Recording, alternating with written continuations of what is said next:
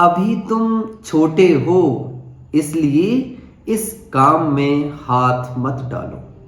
यह बात आपने अक्सर घर के बड़े बुजुर्गों से सुनी होगी और इस बात को सुनते ही बच्चों के मन में बार बार एक ही प्रश्न आता है कि काश हम बड़े होते तो कोई हमें इस तरह से नहीं टोकता। लेकिन इस भुलावे में मत रहिएगा कि बड़े होने से हर कोई काम करने की इजाजत मिल जाती है। घर में दो भाई हों तो बड़े भाई से उम्मीद की जाती है कि वह छोटे भाई के लिए एग्जाम्पल सेट करे, वह एकदम सीधी लाइन में चले जिससे कि छोटे भाई पर उसका गलत प्रभाव ना पड़े। हम बड़े भाई पर न जाने कितनी ही पाबंदियां लगा देते हैं और हम ये नहीं सोचते कि आखिर बड़ा भाई भी तो बच्चा ही है, वह भी तो अपना बचपन जीना चाहता है। मुंशी प्रेमचंद जी ने एक कहानी लिखी जिसका नाम है बड़े भाई साहब। आज कई दशक बीत जाने के बाद भी यह कहानी बिल्कुल नई सी मालूम होती है, अर्थात आउट ऑफ फैशन नहीं लगती। तो आइए हम इस कहानी के विषय में समझते हैं। बड़े भाई साहब कहानी को प्रेमचंद जी ने 3 भागों में विभाजित किया है, तो आज हम उसका पहला भाग यहां पर देखते हैं। यह कहानी 2 भाइयों की कहानी है जिसमें बड़ा भाई छोटे भाई से उम्र में 5 साल बड़ा है, लेकिन क्लास में वह 3 क्लास ही आगे है। अब मन में यह प्रश्न आता है कि जब वह 5 साल बड़ा है तो 3 क्लास ही क्यों आगे है? तो इसका जवाब यह है कि बड़े भाई साहब शिक्षा के मामले में जल्दबाजी से काम लेना बिल्कुल पसंद नहीं करते हैं, अर्थात वे कभी कभी 1 साल के काम को 2 साल में करते हैं और इससे भी ज्यादा कभी कभी उन्हें 1 साल के काम को करने में 3 वर्ष का भी समय लग जाता है। बड़े भाई साहब छोटे भाई से उम्र में 5 साल बड़े हैं, इस कारण उन्हें छोटे भाई की निगरानी का अर्थात देखभाल का पूरा अधिकार है। वे बार बार उसको निर्देश देते हैं, यह काम करना है, यह काम नहीं करना है। वे स्वयं बहुत ही अध्ययनशील हैं, हर समय किताब खोले बैठे रहते हैं और कभी कभी अपने दिमाग को आराम देने के लिए कॉपी और किताबों के हाशियों पर बिल्ली के चित्र, कुत्तों के चित्र बनाया करते हैं और कभी कभी तो वह अपनी कॉपी में ऐसी इबारत लिखते हैं जिसका कोई अर्थ नहीं होता। एक बार छोटे भाई को बड़े भाई की कॉपी मिल जाती है और वह उस कॉपी में देखता है कि कुछ शब्द लिखे हुए हैं जैसे अमीना, कौमा, भाइयों भाइयों, राधे श्याम, और 1 घंटे तक इस तरह से इबारत लिखी हुई है और उसके बाद एक आदमी का चित्र बना हुआ है। छोटे भाई ने उस इबारत को समझने का बहुत प्रयास किया, बहुत कोशिश की, लेकिन वह नहीं समझ पाया और इस इबारत का अर्थ समझने में जब वह असफल रहा तो उसने एक बार सोचा कि बड़े भाई से इसका मतलब पूछ लूं, लेकिन उसका साहस नहीं हुआ, उसकी हिम्मत नहीं हुई। और वह क्यों हिम्मत नहीं हुई? क्योंकि वह उससे 5 साल बड़े थे, इसलिए उससे उन्होंने छोटे भाई ने बड़े भाई से इसको पूछने की हिम्मत नहीं जुटाई। मेरा मन पढ़ाई में बिल्कुल भी नहीं लगता था। 1 घंटा भी किताब लेकर बैठना बहुत बड़ा मुश्किल का काम होता था। मैं तो मौका पाते ही हॉस्टल से निकल जाता था और वहाँ जाकर के कभी दोस्तों के साथ गप सड़ाके करता, कभी कागज की तितलियां उड़ाता, कभी दोस्तों के साथ गप सड़ाके करते करते बहुत देर हो जाती, और कभी क्या करता कि वह फाटक पर चढ़कर मोटर आप उस फाटक को आगे पीछे करता और मोटर कार का आनंद लेता। और काफी समय व्यतीत करने के बाद जब वह घर वापस आता तो बड़े भाई का रौद्र रूप देखता। गुस्से वाला रूप देख करके उसके तो प्राण ही निकल जाते। और बड़े भाई साहब हर वक्त एक ही सवाल किया करते थे, कहाँ थे तुम, अब तक कहाँ थे? और उस सवाल का जवाब मेरे लिए केवल मौन था। मैं केवल मौन धारण कर लेता, मैं उस प्रश्न का कोई उत्तर नहीं देता। तो फिर बड़े भाई साहब मुझे इस प्रकार डांटते, रोष भरे शब्दों से, गुस्सा भरे शब्दों से डांटते और साथ में स्नेह भी करते। यहाँ पर समझने की बात है, क्योंकि वे बड़े हैं तो वे मुझे डांटते भी और मुझे प्यार भी करते, अर्थात स्नेह एवं रोष भरे शब्दों से मेरा स्वागत करते। और उसके बाद बड़े भाई की उपदेश माला शुरू हो जाती, अर्थात छोटे भाई को वे उपदेश देना शुरू कर देते।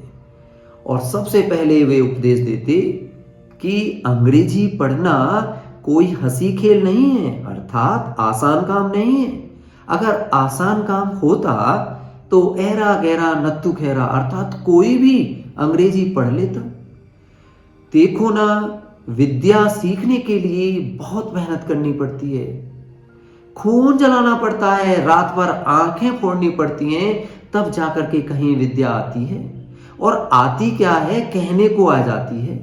बड़े बड़े विद्वान अंग्रेजी बोलना तो बहुत दूर की बात, अंग्रेजी लिख भी नहीं पाते हैं। और तुम कितने घोंगा हो, अर्थात कितने बुद्धू हो कि मुझसे देखकर भी कोई सबक नहीं लेते। तुम देखते नहीं हो, मैं दिन रात पढ़ता रहता हूं और उसके बाद भी मैं कभी कभी एक क्लास को 2 क्लास में पास कर पाता हूं। और तुम अगर इसी तरह पढ़ोगे तो उम्र भर इसी दर्जे में पढ़ते रहोगे। और मैं तो ये कहता हूं कि अगर तुम्हें इसी तरह पढ़ाई करनी है तो यहां से घर चले जाओ और मजे से गुल्ली डंडा खेलो, और दादा की जो गाढ़ी कमाई के पैसे अर्थात मेहनत की जो कमाई के पैसे हैं उन्हें बर्बाद मत करो। इतना सब सुनने के बाद छोटा भाई आंसू बहाने लगता। अब लताड़ कौन सुने, आंसू कौन बहाए, क्योंकि गलती तो उसने की है। और वह निराशा उसके मन में आ जाती कि मैं किस तरह से पढ़ाई करूंगा, इतनी मेहनत करना तो मेरे बस की बात नहीं है। एक बार जरूर सोचता कि मैं तो घर ही चला जाऊं, लेकिन कुछ देर बाद निराशा के बादल छट जाते और बड़ी उम्मीद के साथ, आवेश के साथ, जोश में आकर के एक झट से टाइम टेबल बना देता और कहता कि मैं अब आगे मन लगाकर पढ़ाई करूंगा। और झटपट से एक टाइम टेबल बना देता और उस टाइम टेबल में जो खेल की मद थी बिल्कुल उड़ जाती, अर्थात खेल का समय रखता ही नहीं।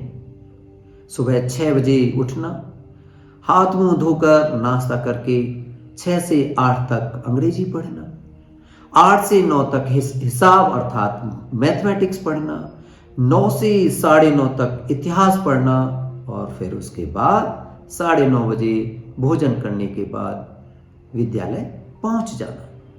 विद्यालय से 3:30 बजे आना और आधा घंटा आराम करना।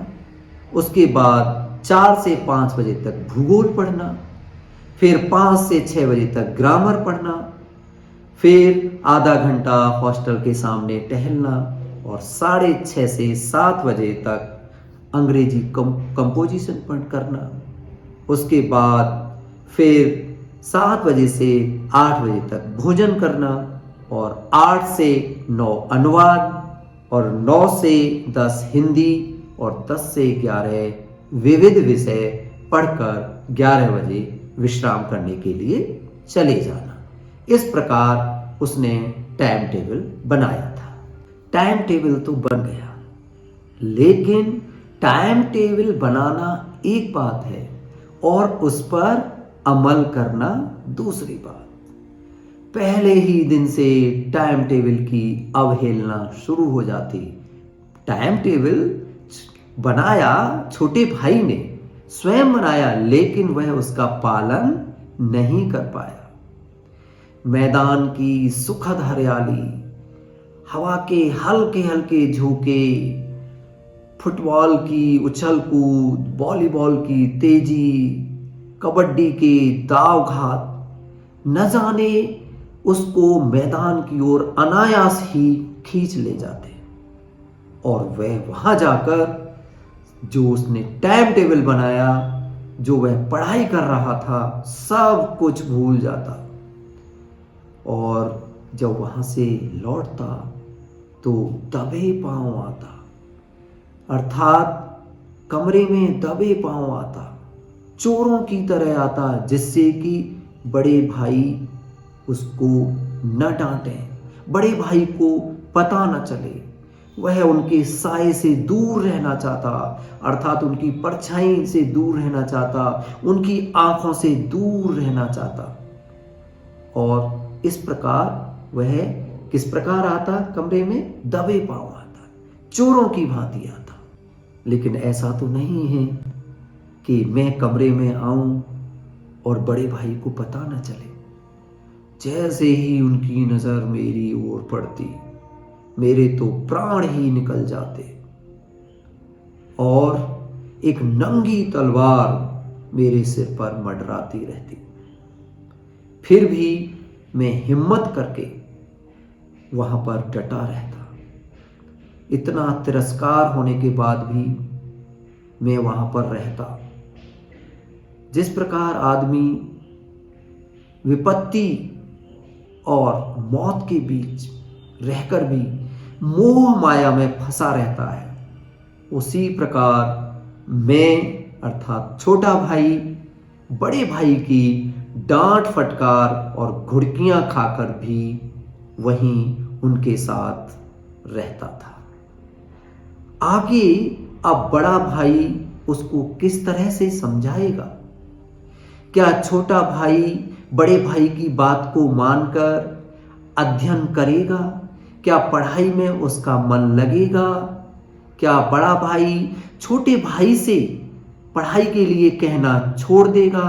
क्या बड़े भाई की उपदेश माला समाप्त हो जाएगी? इन सभी बातों के उत्तर हमें इस कहानी के दूसरे और तीसरे भाग में मिलेंगे। तो आज हम पहला भाग यहीं समाप्त करते हैं। बहुत बहुत धन्यवाद।